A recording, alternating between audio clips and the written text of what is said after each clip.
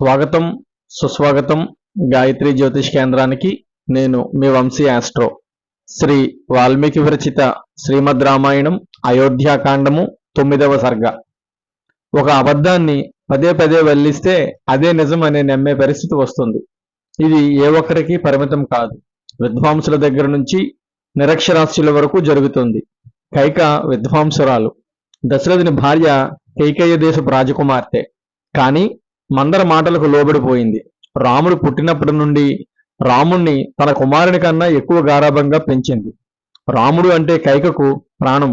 కానీ మందర చెప్పుడు మాటల ముందు ఎన్నాళ్ళు తాను రాముడి మీద పెంచుకున్న ప్రేమ, అనురాగము ఎందుకు కొరగాకుండా పోయాయి. ఒక్కసారిగా రాముని మీద ద్వేషము, అసూయ ప్రబలాయి. మందర చెప్పిన మాటలు వినగానే కైకకు కోపం తారాస్థాయికి చేరుకుంది. రోషంతో మందరతో ఇలా అంది: మందర, ఆలోచించగా నీవు చెప్పినదే నిజము అనిపిస్తూ ఉంది. ఇంకా ఆలస్యం చేసి ప్రయోజనం లేదు. రాముడు ఉన్నంత వరకు భరతునికి భవిష్యత్తు లేదు. రాముడు అడవులకు వెళ్ళాలి. భరతుడు యువరాజుగా పట్టాభిషిక్తుడు కావాలి. ఇదే నా తక్షణ కర్తవ్యం. మందర, నాకు ఏమీ తోచడం లేదు. ఎలాగైనా రేపటి పట్టాభిషేకం ఆగిపోవాలి. భరతుడు రాజ్యాభిషిక్తుడు కావాలి. దీనికి తగిన ఉపాయం చెప్పు అని అడిగింది కైక.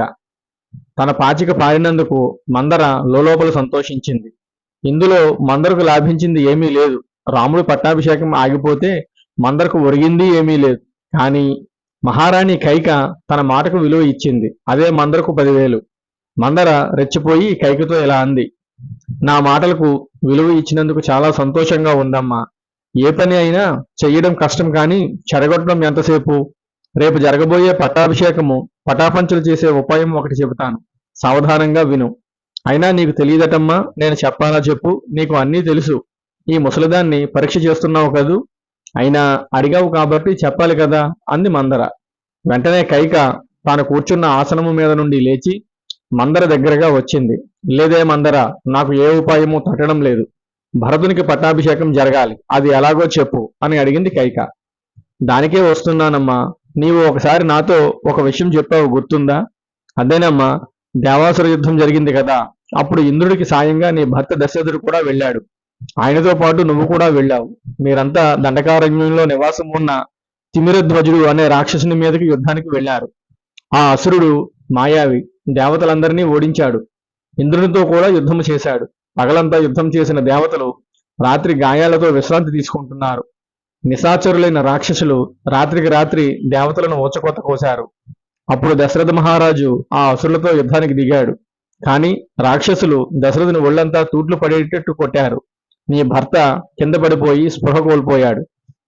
అప్పుడు నీవు నీ భర్తను రణరంగము నుండి దూరంగా తీసుకుని పోయి కాపాడావు కదా. కానీ రాక్షసులు మిమ్మల్ని వెంబడించి యుద్ధం చేశారు. మరలా నీవు నీ భర్తను రణరంగం నుండి రాక్షసుల కంట పడకుండా దూరంగా తీసుకుని పోయి కాపాడావు. అలా నీ భర్తను 2 సార్లు ప్రాణాపాయం నుండి రక్షించావు.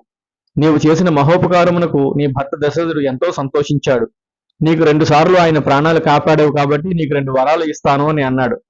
వాటిని నీవు కోరుకోకుండా నీ ఇష్టం వచ్చినప్పుడు కోరుకుంటాను అని అన్నావు. ఇదంతా నీవు చెబితేనే నాకు తెలిసింది. ఇప్పుడు ఆ వరాలతో పనిపడింది. ఆ వరాలను ఇప్పుడు కోరుకో. ఒక వరంగా రామునికి 14 ఏళ్ళు వనవాసము, 2వ వరంగా భరతునికి యువరాజ్య పట్టాభిషేకము. దానితో రామ పట్టాభిషేకం ఆగిపోతుంది. నీ కోరిక నెరవేరుతుంది. రాముడు రాజ్యంలో లేకపోతే భరతుడు ప్రజలకు దగ్గర అవుతాడు. వారి ప్రేమ, అభిమానాలను చూరగొంటాడు.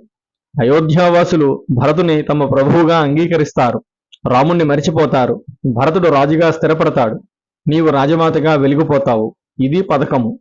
ఈ పథకము అమలు చేయడానికి ముందు నీవు కోపగృహము అలంకరించాలి.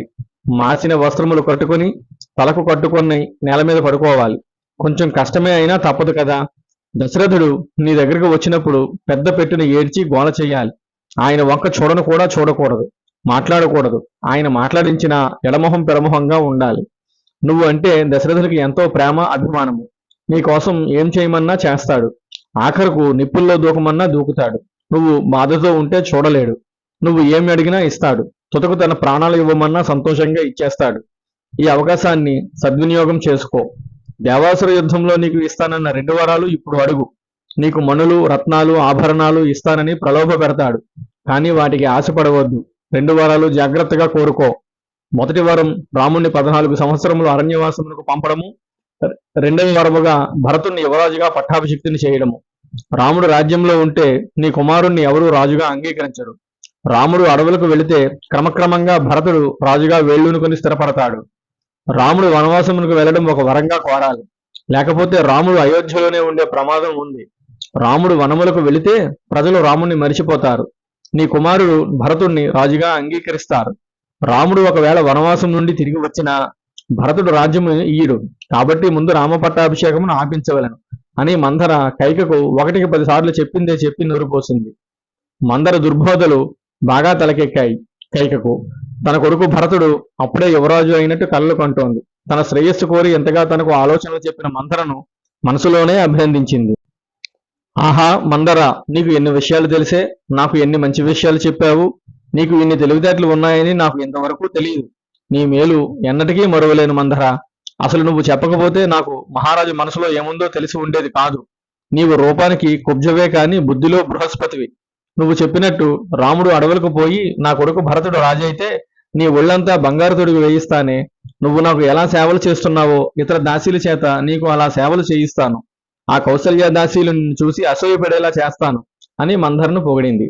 తన రాణి కైక తనను అలా పొగుడుతుంటే మందర పొంగిపోయింది. ఏంటమ్మా ఇంకా అలాగే ఉన్నావు? నేను చెప్పినవి అన్నీ అప్పుడే మరిచిపోయావా అంది మందర. లేదు లేవే, అన్నీ గుర్తున్నాయి అంటూ తన అలంకారములన్నిటినీ ఒక్కొక్కటిగా తీసివేసింది. పట్టుబట్టలు విప్పి మాసిన చీర కట్టుకుంది. తలకు కట్టు కట్టుకుంది. నేల మీద పడుకుంది.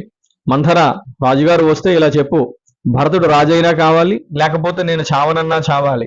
ఇదే నా కోరిక అని చెప్పు. ఇంకా ఏమంటావంటే అక్కడ రాముడికి పట్టాభిషేకం జరిగితే ఇక్కడ నా ప్రాణాలు పోతాయి అని చెప్పు అని పలికింది. అవన్నీ నాకు తెలుసులేవమ్మా, నువ్వు మాత్రం రాజుగారితో ఖచ్చితంగా ఉండు. రాముణ్ణి అరణ్యవాసము, భరతుడికి పట్టాభిషేకము ఇవి రెండే కావాలి అని చెప్పు అని చెప్పింది మందర. అంతా నువ్వు చెప్పినట్టే చేస్తాను లేవే అని పలికింది కైక. ఇది వాల్మీకి విరచిత శ్రీమద్ రామాయణం అయోధ్యాకాండము 9వ సర్గ సంపూర్ణం. ఓం తత్సత్. ఓం తత్సత్. ఓం తత్సత్.